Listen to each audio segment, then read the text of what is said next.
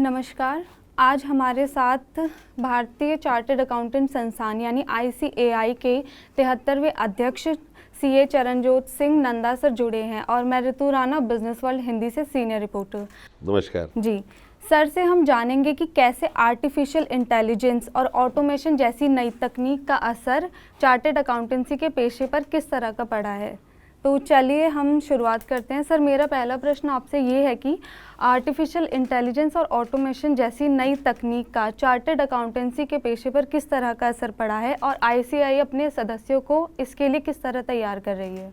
देखिए मैडम, आपको सुनकर खुशी होगी कि 81% जो इंटरनेशनल इनिशिएटिव्स हैं टेक्नोलॉजी में, उनका जन्म हिंदुस्तान में होता है। Artificial intelligence, blockchains, internet of things, data analytics, cyber security audits, information security audit हमारा फोटे है। चार्टर्ड अकाउंटेंट्स बड़ी शिद्दत के साथ इसका इस्तेमाल करते हैं।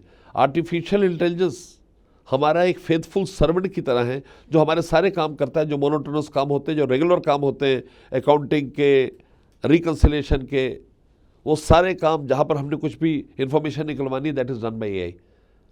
हमारे यहाँ पर एक कोर्स है आर्टिफिशियल इंटेलिजेंस के ऊपर, सर्टिफिकेशन कोर्स, जो हमने 1 जुलाई 2024 को पारित किया था।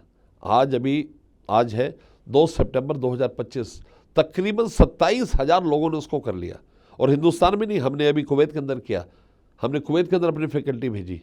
तो हम इंडियन चार्टर्ड अकाउंटेंट को इतना सबल बना रहे हैं कि टेक्नोलॉजी को समझे और टेक्नोलॉजी का इस्तेमाल अपने क्लाइंट्स, अपने स्टेक होल्डर्स, रेगुलेटर और गवर्नमेंट को बेहतर सर्विसेज देने में करें। सर मेरा दूसरा क्वेश्चन आपसे ये है कि कंपनियों में कॉर्पोरेट गवर्नेंस और ESG रिपोर्टिंग की ज़रूरत क्यों पड़ रही है, और सर इसमें ICAI के जो सदस्य हैं वो कैसी चुनौतियां और मौके देख रहे हैं। कॉर्पोरेट गवर्नेंस तो काफ़ी समय से चल रहा है।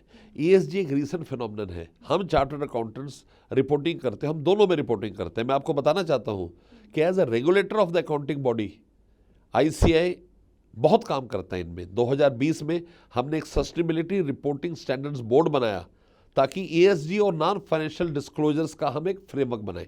आपको सुनकर प्रसन्नता होगी कि हमने इशू किया है standards of sustainability assurance engagements, जिसको हम कहते हैं SSAE 3000। ये पहला एश्योरेंस स्टैंडर्ड दुनिया में है। इसके साथ हमने 16 सोशल ऑडिट स्टैंडर्ड्स निकाले। ये सब कमिटमेंट दिखाता है ICAI का कि चार्टर्ड अकाउंटेंट्स लीडर बने ESG रिपोर्टिंग के अंदर।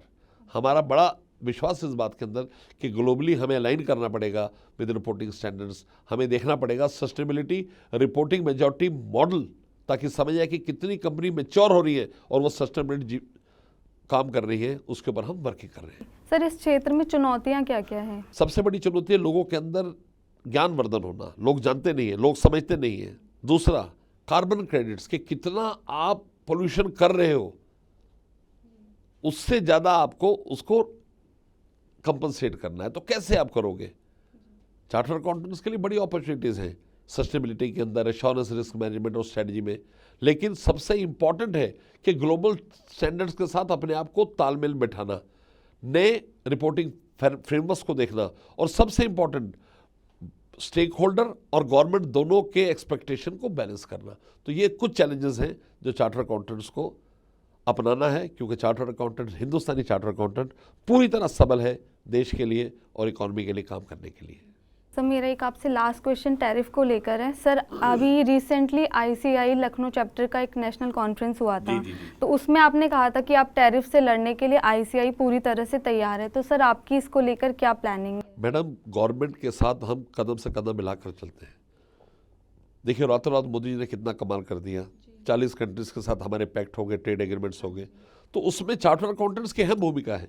जहां भी रिक्वायर्ड है ICAI चार्टर्ड अकाउंटेंट वहां खड़ा है। MSME इनिशिएटिव जो स्मॉल, उनको हम ट्रेन करेंगे ताकि वो पूरे तरीके से इस स्टेट को आगे लेके जाए।